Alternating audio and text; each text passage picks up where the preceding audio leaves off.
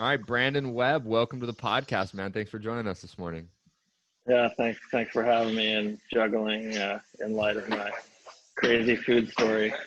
Yeah, for anybody that's tuning in, Brandon bit into a tack in his burger last night, and That's my yeah, tooth. you can use your imagination where that went, not to a good place. Yeah. Yeah. Cool. So Brandon, I figured we would start off if you just want to tell us a little bit about sort of what your upbringing was like, what little Brandon was like as you grew up, and sort of, kind of what your life was like as a little kid. Sure.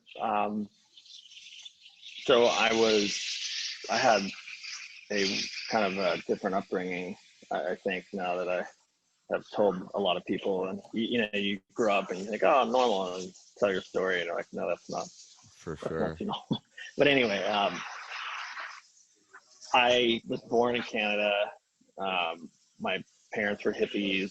I ended up becoming a Navy SEAL later on in life, which is kind of crazy.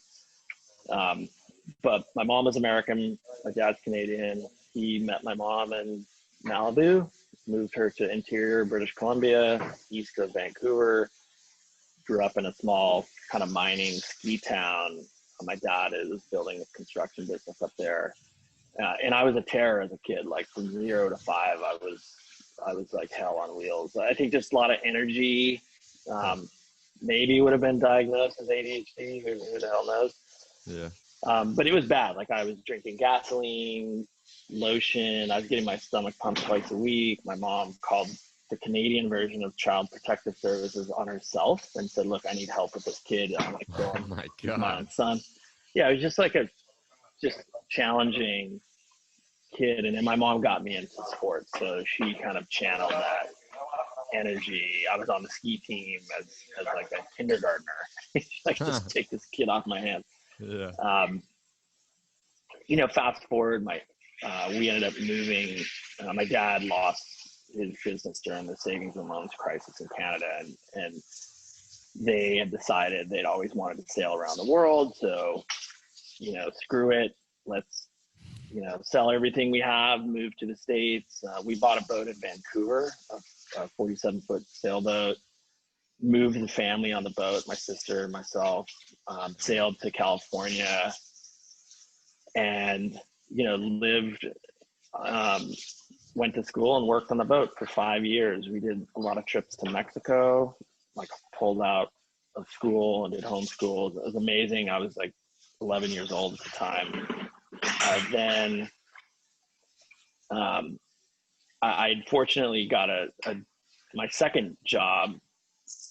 First job was sweeping floors at a boat shop and mopping. It was terrible. I just remember Yeah. this is like I'm shoving this mop gun. It's got to be a better way. Yeah. But I think those experiences are good because I got this incredible job on a scuba diving boat as I was about to turn 13. Summer job, just doing odds and ends. We would take sport divers out to the Channel Islands off the coast of California, and with photographers, spearfishing, kind of sightseeing tours. An amazing experience. The captain of the boat taught me how to scuba dive at 13. Nice. I became a really kind of competent deckhand by 14, and a competent diver. I was diving 1 to 2 dives a day in the summers and on weekends in the winter. And just, it was a great kind of adventurous job, like a Jacques Cousteau style of job. Yeah. Also helped me grow up really early from a standpoint of I had really good mentors on the boat, the captain and the owner, Bill. But also, I told this story in my book, my last book, Mastering Fears. I remember kind of finally being accepted as one of the crew, and they woke me up one night at 2 a.m. We're at this island called San Miguel Island, and it's the northernmost island in the Channel Island chain, near Point Conception. Very rough weather to try and get out to this island. It was challenging just to dive it, but once you're out there, it's like it's amazing terrain. Yeah. Massive sea lion population, and great white sharks eat sea lions. So it's like I remember diving this island, going, "Wow, it's like going back in time," because it's very unfished, untouched. Yeah. See life everywhere. But I get woken up at 2 a.m. by Captain Mike, and he's like, And "Hey, you're like look, 15. Yeah. I don't even think I was 15. I think I was probably 13. And he said, "Hey, get your wetsuit on. We have to move the boat to calmer water." The weather had started getting rough, and we had to move the boat inshore. And all I could think was like, man, it's nighttime. It's like bad weather, and there's sharks down there. And I have to like get my wetsuit on. And I had dove on the anchor previously, but during the daytime. And what it is, it's just a quick way to pull up the anchor because we have this electric windlass, which is like a winch with the chain around, and you use it to kind of pull the anchor. Sometimes it gets stuck and you can pay out some slack, but the quickest way is, if it's really rock down, is just send a diver down and swim it around a big rock feature or whatever it's stuck on. So I ended up doing this, but terrified. And I remember, thinking to myself, like, visions of great white shark bumping into me in the middle of the night. But anyway, that was like the first time I had to confront my fear, and not to go down the rabbit hole on the intro, but that was my kind of my first job where I had when I was like, this is cool. Like, this doesn't feel like work to me. I remember putting in super long days, and I would like help serve dinner. I would do laundry at night. I would help passengers off with their gear during the day. I'd fill scuba tanks. I'd take the trash out, clean the bathroom. But at the end of the day, I was like, man, this is great. Like, this is such a great job. And it really taught me that lesson early on, that I remember thinking to myself, even at 13, 14, going, I don't ever want to be in a job where it doesn't feel like this. Yeah. Where it's, I'm getting this like joy from work. Fast forward, my dad made this big announcement when I was 15 years old that we're finally going to take this big trip around the world on our sailboat.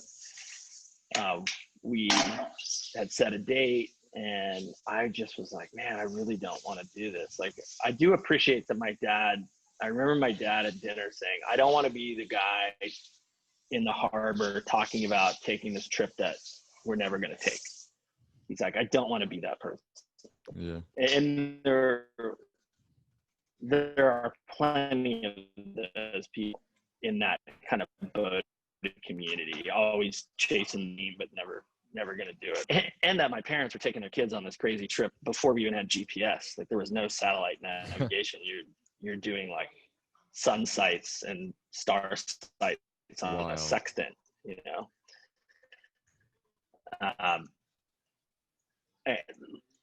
and but I just didn't want to go. I had this, by that time, I had this like incredible job. I had my own money, and really good money. I was a rescue deckhand. I was getting paid probably $125 a day as a 15-year-old kid, plus tips. Solid. And doing something. I went with the family. I made it to Tahiti, and my dad we had a series of arguments leading up to a big blowout in Papeete, Tahiti. And he said, hey, I think it's time you to get off a boat and leave home. So I left home at 16. Dang.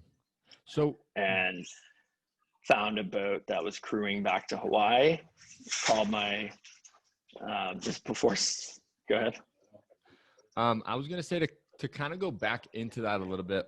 I think one thing that I would love to get your thoughts on is, like, I kind of feel like in today's world, there's a lot of people that are like, yeah, like, my job's my job, and like, that's just what I do. And then like, I go have my life and I do my other things that I really enjoy, but like, my job is my job. And like, your job's not necessarily supposed to be fun or like something that, is like lighting you up. Like, what would your thoughts just be, speaking onto someone that maybe kind of has that outlook on that, like, work is work, and rather than the perspective that you kind of picked up at an early age, that was like, the cliche saying, right, of if you love what you do, you never work a day in your life. Yeah. So look, it's a great point that you bring up, and it's something that, because I hear that cliche all the time too, right? Yeah. And I think my own personal opinion is it's up to all of us to figure out what works for us, right? Like, I don't get up at 4:30 in the morning to, to crush my goals. Like, I know that's a big thing with Jocko, right? Yeah. Another Navy SEAL buddy. Look, to each his own. You got to kind of like figure out what works for you. I know some people that have, my aunt is a perfect example. She has a government job in Canada. She's had it for 30 years. She, I wouldn't say like is in love with her work, but she has so much vacation that every year her and her husband go on. They travel like 2 months of the year and go to these amazing spots. So that I think is a clear example of kind of, okay, I've got a job, but I love to travel and do all this other stuff. So I've kind of figured it out, right? So that she's kind of solved it in her own way. Right. Not everybody is cut out to be an entrepreneur, right? Entrepreneur is, I love it. It's extremely stressful. Like, I've been more stressed out as a business owner than my last combat deployment to Afghanistan with SEAL Team 3, where like people are shooting at me. So That's to put it in perspective, right? Like, yeah. entrepreneurship is not easy. There's a lot of challenges, and not everyone's cut out for it. So I think it's just, the best, if I was giving somebody advice, I would say, look, you got to figure out what works for you. But if you don't have any happiness in your life, there's something wrong. Like, you have to fix that, right? Like that's a problem. Where you're like, I'm not happy with my job. I don't do things I like to do outside of work. That's a problem. But, figure it out. Like, some people are morning people. Some people aren't. Some people meditate. Some people find different ways to meditate. Right. I experimented with meditation. What works for me is I have a morning yoga practice, and I do things that kind of simulate meditation, where it puts me into this like single state, like what I call a mind eraser. If anyone's ever done hot yoga or some type of task where you're so focused on that particular task, for me, it happens to be flying airplanes. I get a total mind erase from taking my plane up and flying somewhere, because I don't think about anything else. But you just got to find out what works for you.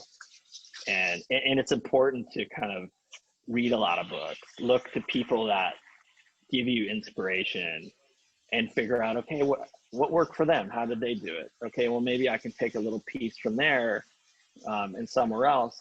That's why I really think Tim Ferriss's book, Tool of the Titans, is such a great resource, because you get so many different, chunks of information from a variety of people.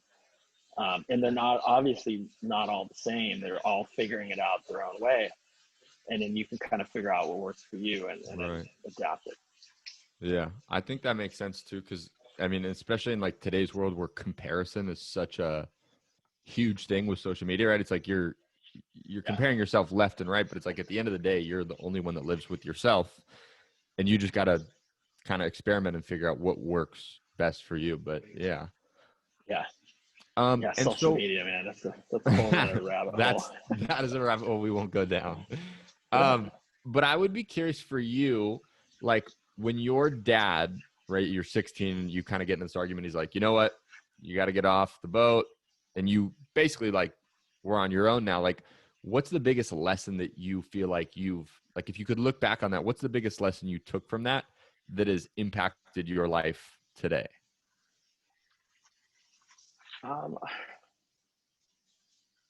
I think when I look at,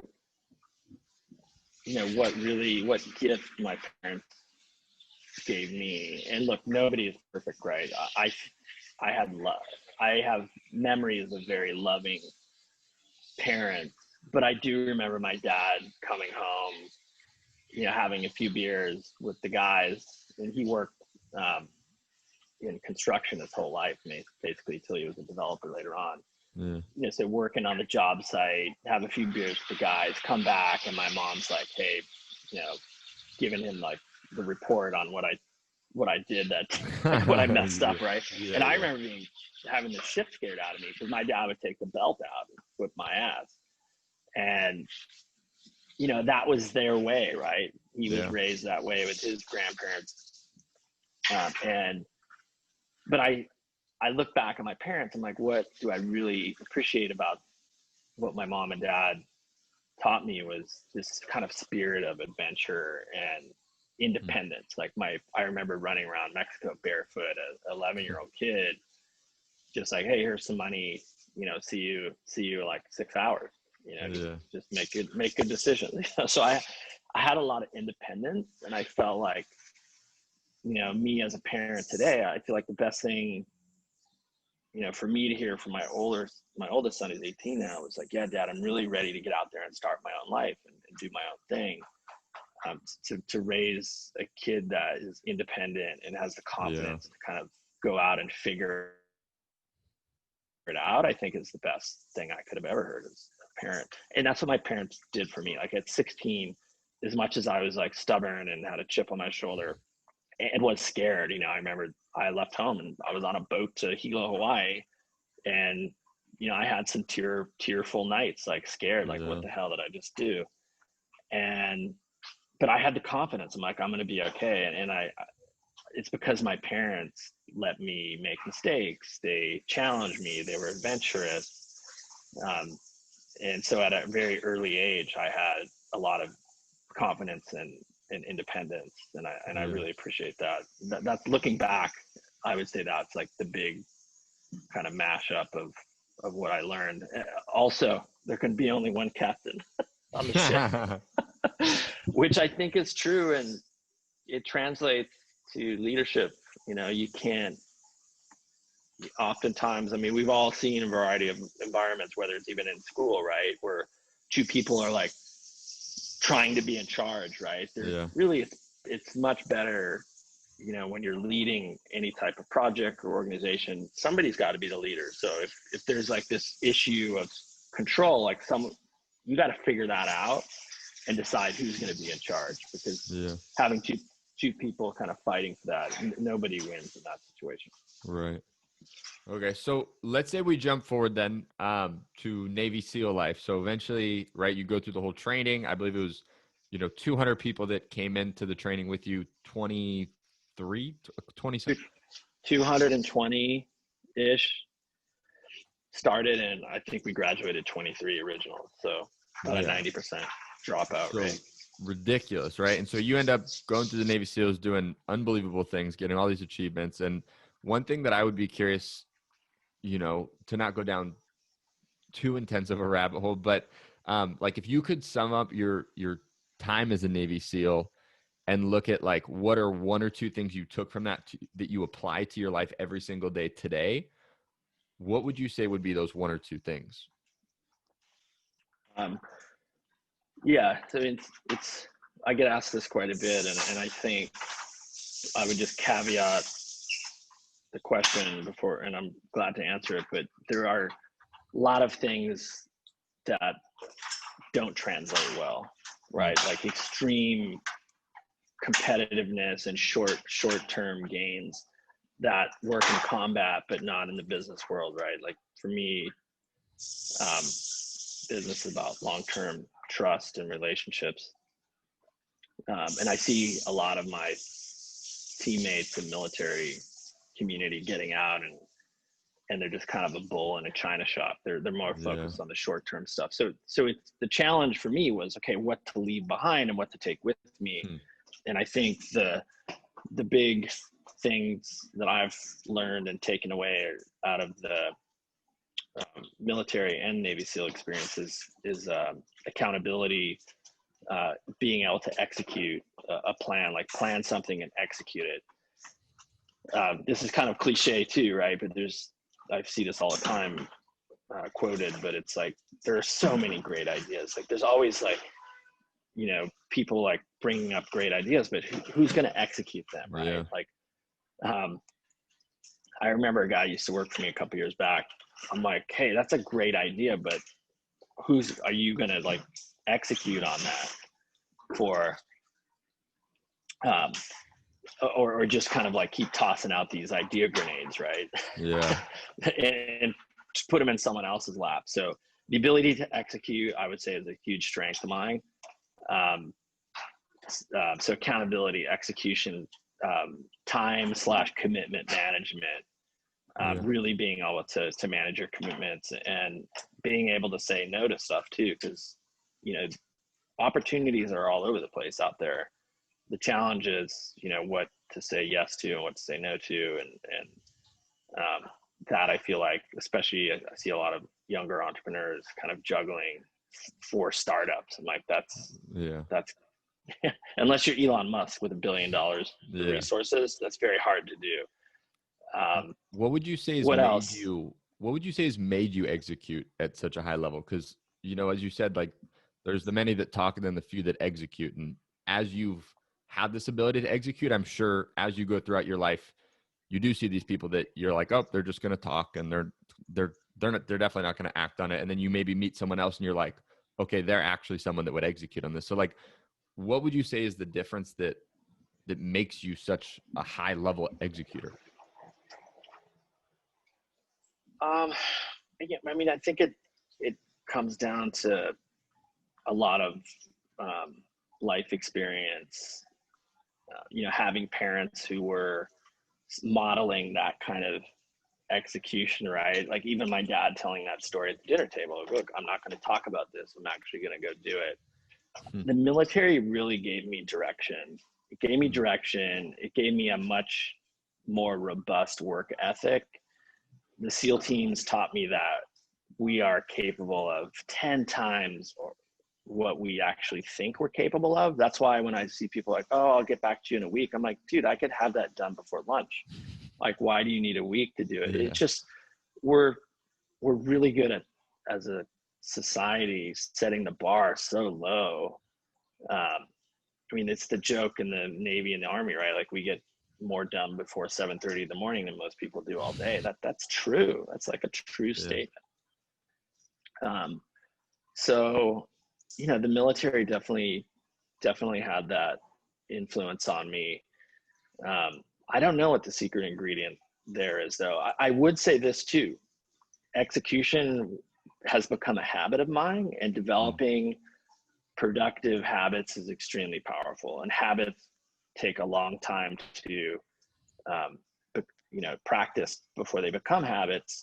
And it's something that I don't think any of us are done until the day we die, kind of constantly looking to refine our habits. Because I like airplanes. I could go down the 3 hour, it's on barnstormers.com, looking at airplanes, like, what the hell did I just do at 3 hours, right? And sometimes Yeah. that's nice, but there's other times like, okay, I gotta like cut that out, right? So there are things even today that the struggle is there, right? But Yeah. I do have a very good habit of executing. I know how to delegate. Right. Um, So let's say so. an idea comes into your brain and you're like, oh, here's this idea in my brain. Like, what's the process like for you when you look at something that's, whether it could be a big decision or a small little decision? Like, how does your brain process that as like, am I going to execute? Am I going to do this right away? Am I going to delegate this? Am I going to just say, I'm not going to do this at all? Am I going to do it later? Like, what would that process be like? Because I know just recently, for example, you guys did some stuff with the kids' vitamins, right? So it's like that idea comes into your mind. Like, what was the process like for that, I guess? Or, just anything in your life? So I think it's important to have a system. There's a great book called Getting Things Done that I read probably 10 years ago. It gives you a system that you can apply to whatever piece of technology you have, right? Like I use iNotes because I'm a Mac guy, so I can take notes on my cell phone. It just updates on my iPad, Right. my MacBook. So I have a system in place, my to-do list, my short-term goals, my long-term goals, books I want to read, movies I want to watch, and great ideas, right? Like book ideas, story ideas, business ideas. I have it all organized. the beauty of having a system like this is it dumps all of this stuff out of your head, right? Like how many times we've been driving along, like, oh, I forgot to do that, right? Or, Yeah. you know, oh man, I really like, that was that idea I had last week. And you're like, but you still don't write it down. So the system gives you a place to just dump that all. And then later on, I review it once a week and go, okay, you know what? That's a really good idea. I want to kind of shortlist that. And so first, it really helps by just getting it all out of your head and giving you the comfort.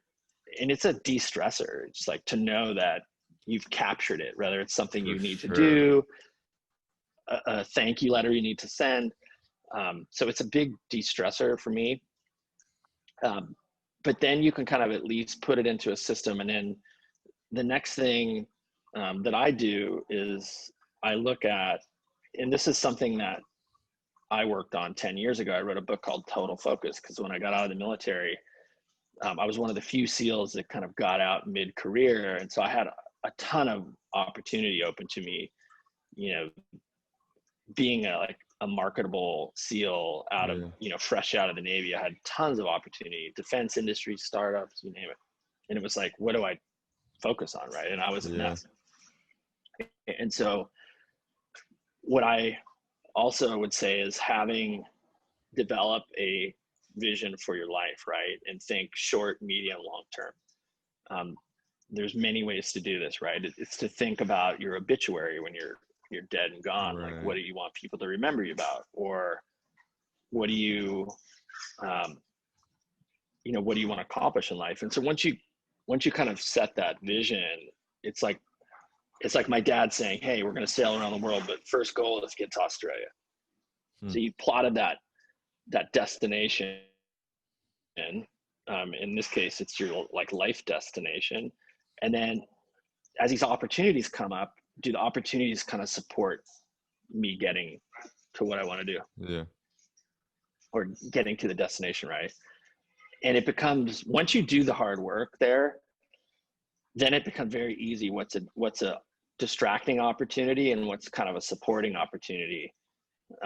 And look, every year I spend a couple days by myself and do like a retreat by myself to figure out what my next kind of short, medium, long-term plans are. And it changes. Life happens. People die, relatives die, friends die. No one gets out unscathed. I got news for you. And so, look, COVID happened to us all, right? I was running a much larger business. I had a subscription box business.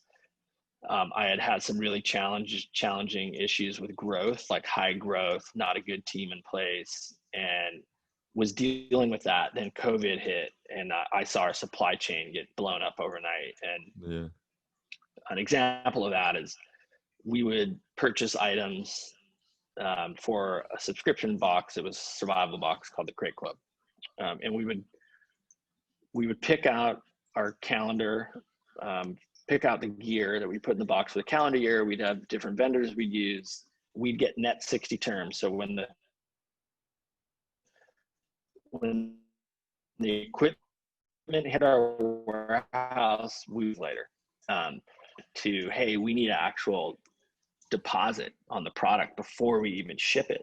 And I'm thinking, and then a couple vendors are going out of business. I'm like, okay, so I don't want to not only does the deposit not work for cash flow purposes, and now my warehouse, which was our third party logistics partner, said, hey, those net 30 terms, they used to ship our product and bill us 30 days we'd have to pay. They said, no, we need the money right now. So it all of a sudden became like, it used to cost, let's call it $500,000 a month to run the business. From a cost of goods sold, that went up like to $1 million overnight. And I'm like, this is not sustainable. So I ended up selling the company. I retained the media business, and I'm kind of like rebuilding the media company now. And then was thinking, okay, what do I do next? Right. And so now I'm going away to figure out, really what I want to do long term. I knew that I wanted to take an opportunity to go on offense as quickly as possible, having got that business sold to a competitor. Okay, when everyone is in defense, how do I be offense right now? And then we decided to do kids vitamins and launched Tiger gummies officially last month, because we saw opportunity in health and wellness, and a kind of, to distill it further, saw an opportunity in children's vitamins, where it was good category served by a bunch of bigger brands that are kind of out of touch with the modern consumers, is our philosophy anyway. Gotcha. But I didn't want to run it. I knew I didn't want to be the CEO, so I found I offered the job to my old CMO, Alda, and she said, "Yeah, I'm into it." So, love it. But my point is, to make your longer answer longer, you've got to have that plan and know that it may change. You may get married, you may have kids, you may sell a business, you may find another opportunity, but the one kind of constant is you have to have that strategy in place and that plan, because that, to me, that really creates that kind of true north for your vision. And so when you see an opportunity, for example, I had a couple years ago, I had somebody come to me and said, "Hey, I'm building a nationwide chain of shooting ranges, and I want you to be involved. I'm going to make you a partner," and this and that. I'm like, that's like totally opposite direction of what I'm doing right now. I don't care if you're paying me and giving me equity. I just don't want to do it. It doesn't support my vision, my vision and the direction I'm heading. And it's going to be a distraction. Like, it's going to be a distraction. Now, if somebody had said, something very different, in alignment with your vision. Yeah, maybe it was like a media business or something. I'm like, oh, that's supportive. Like, I'm going to learn things that is going to help me with my current kind of path, but it's not a complete departure. And so that I think is the important thing to think about when people are kind of choosing that. And look, try things out and experiment. But I don't know one person that started out with 3-4 different opportunities and did them all at once and was successful. Like, it usually ends up in disaster. And only later, when you have the capacity, back to the Elon Musk example, $1 billion buys you a lot of capacity and a lot of talent to go like pursue different things. And once you get a little bit further along, you can do some things like that. Like, I'm doing a little bit of that now, right? I started this vitamin company. I'm not in charge. I raised the money. I put my own money in, and I'm the owner. Yeah. I'm not the CEO. Right. So, and I'm trying to figure out what the hell I'm doing now. Like, I've got a pretty good life. I got great kids, but I'm like, okay, what am I doing? What do I want to do the next, 5, 10, 15 years? Right. Plotting I'm at this. Yeah, I'm having to replot because COVID changed a lot of things. I was living between New York and Puerto Rico.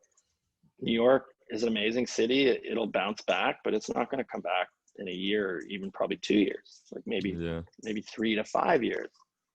So where the hell am I? What am I going to do? So a couple questions for you, just on sort of specifically like finding direction, guiding advice for people, and then we'll wrap up here. But I would be curious, like, let's say there's someone listening to this and they're like, yeah, I like kind of always have thought of, going into the military, maybe like Navy SEALs more specifically.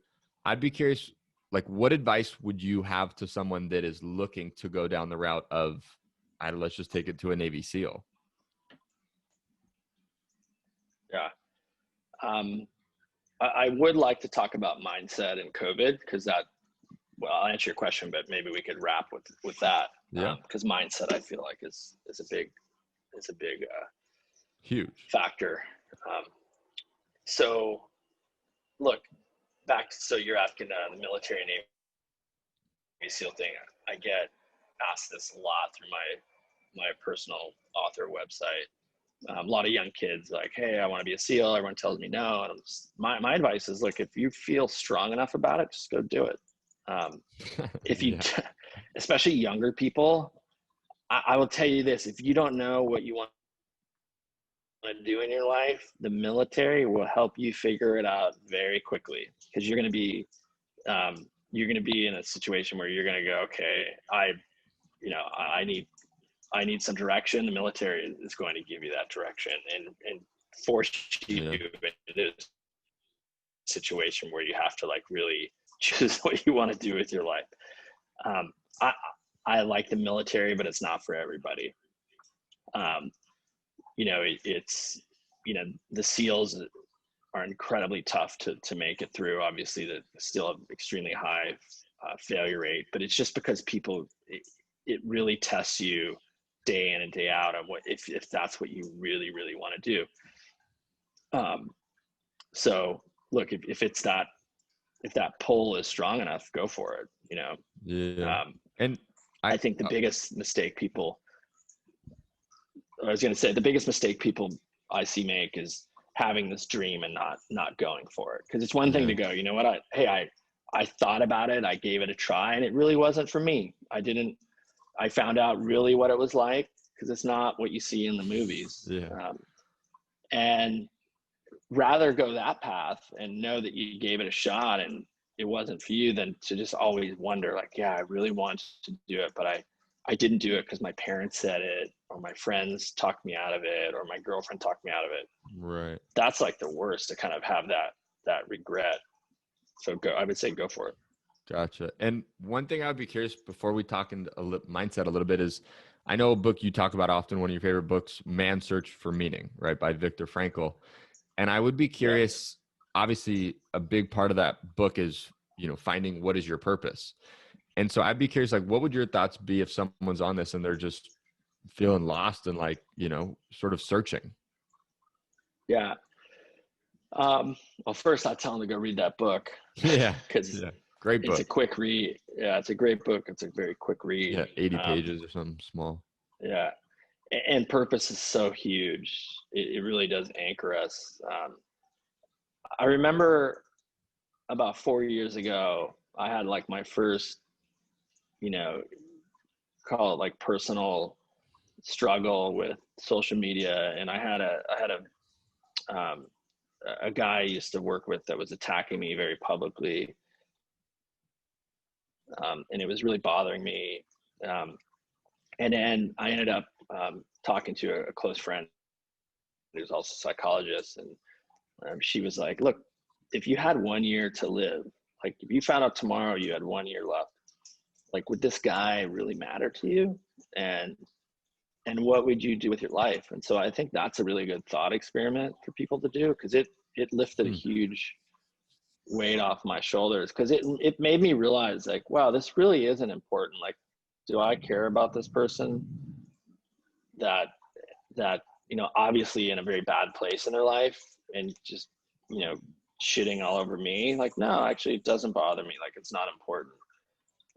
So I that was Yeah. a great thought experiment to think about that. And so I think people that are struggling with like career, you know maybe try that thought experiment on yourself, and really push yourself, like to make a decision, like if you did have that 1 year left to live, or you know what would you do with your life? Yeah, And I for think sure. that really, you know, would illuminate some things for a lot of people, because people get stuck. They get. I wrote this story on my Instagram, and I told it in Mastering Fear. There's in jungle survival training, one of the portions of training, they teach you how to trap animals in the jungle, and one of it's like how to build a monkey trap. And you dig a hole, you crack a coconut open, you put the coconut in the hole, you put these sticks over the hole, in a circular pattern, so that when a monkey sees the coconut, he reaches in there, either double fisted or single fisted, tries to pull a coconut out. It won't come out because the sticks are blocking it. But the monkey won't let go. And so this like Huh. Filipino instructor comes over. The monkey's looking at him terrified, but he's gripping this coconut. And this instructor has his club, right? And the monkey's like, "Oh my God, like this is not going to end well for me." bonk, gets clubbed upside the head. All they had to do is let go of the coconut and run away, Yeah. and he's free. And I feel like a lot of us hold on to those coconuts when we have the power to just let it go. So we have all these like fixed ideas and certainties around things. And if we just kind of let go that stuff, a lot of other opportunities could open up to us. And it's Yeah. just like letting go. Yeah. I love it. Okay, cool. So, to kind of start to wrap up here, I'd be curious, I know obviously mindset is a massive part of your life and, everything really in your life. And I'd be curious, like, what would some of your thoughts be on mindset, especially, when we're in this world today with COVID and all this stuff going on? So, again, back to like hardship, right? Like I've lost probably 4 really good friends since 9/11. I lost my best friend in Benghazi. I recently found out a member of my family has ALS. So nobody gets out unscathed. Like bad shit happens to us all the time. And it's like, you either got to focus on the positive in your life, and kind of anchor to that. And look, I've lost the business. I lost my life savings. That's the first business I started out of the Navy. But I learned an important lesson when I was teaching at the sniper program and working with some of the top mental management coaches in the world. And these are like Olympic gold medalist kind of coaches. And mindset is such a big part of kind of success and getting through life, and really focusing on solutions and the positive stuff is what really matters. And it's just been proven like over and over and over. And I'm in Young Presidents Organization. Like, these guys are all men and women running, 8-9 figure businesses, thousands of employees. And I've seen like the common thing among all of them. They're all solution mindset type of people, focus on the positive. And so when I look at COVID, I had a bunch of issues I was dealing with, but I'm like, okay, how can I turn this into a positive for me? I launched the kids vitamins business. Yeah. I said, you know what? Content is really kind of king right now. I'm just finishing this novel. So I think it's a great time to sell this novel I've been working on. I sold it in June for the highest advance. I got $500,000 for it at Random House.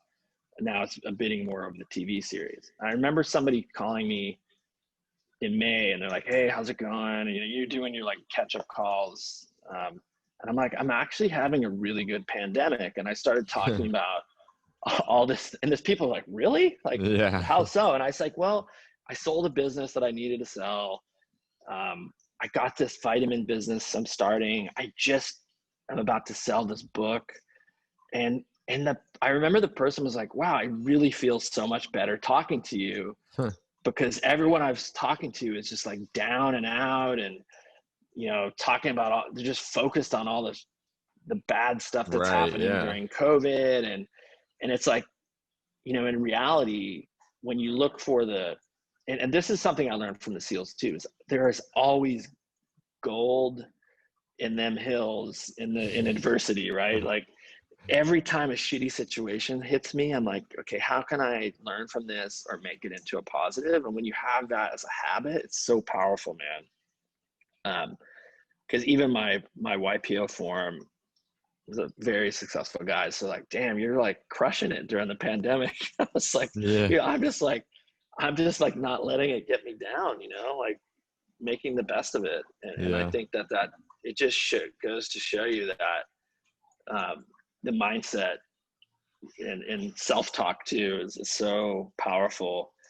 And just talking to other people in my network, like seeing it affect them. I'm like, they're like getting off these calls with me like, you're right, I'm gonna go do this and I'm gonna start, I'm like, I'm gonna think about this differently.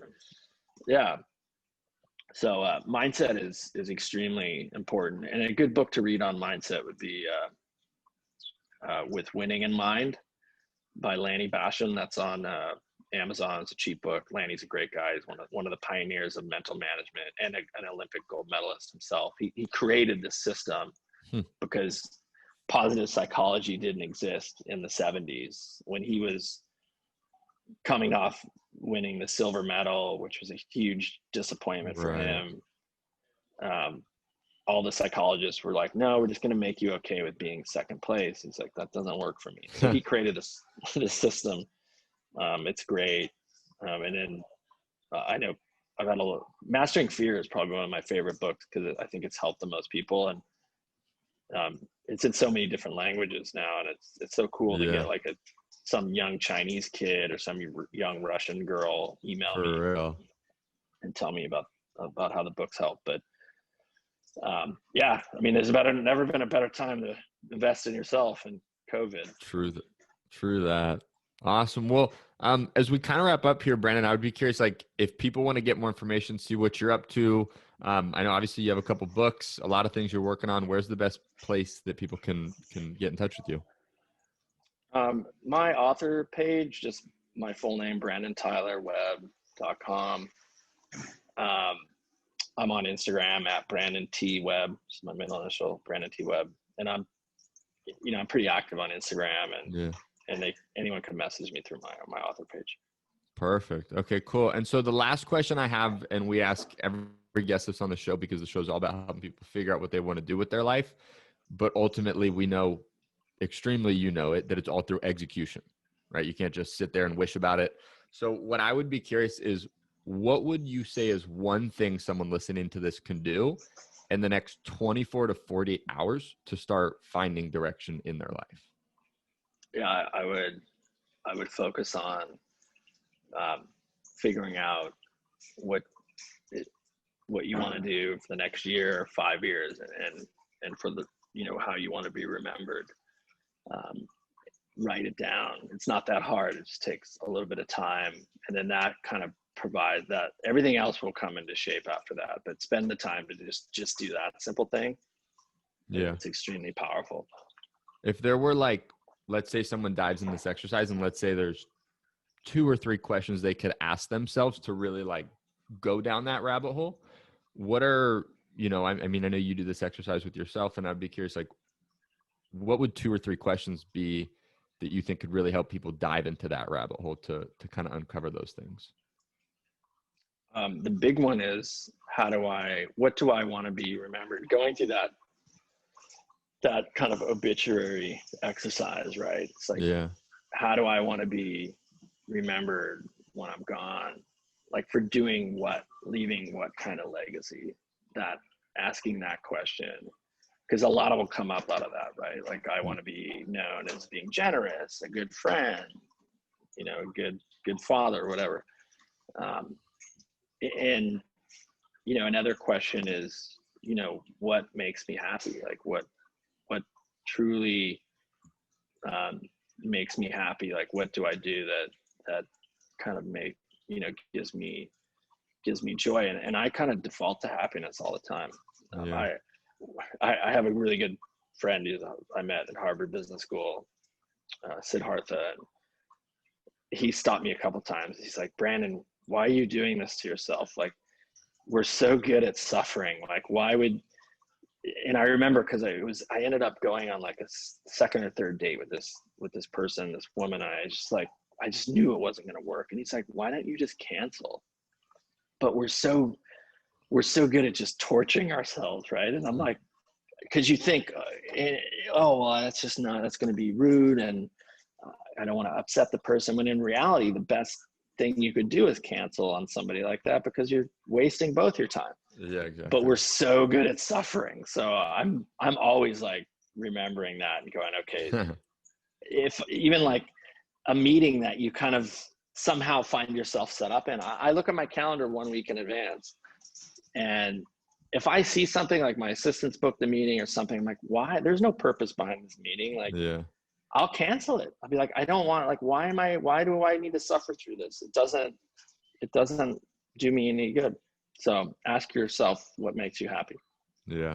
Love it. Awesome. Well, Brandon, thank you again so much for being on the podcast, man. It's been a blast, and absolutely appreciate your conversation. It's going to help a lot of people, man. So thank you.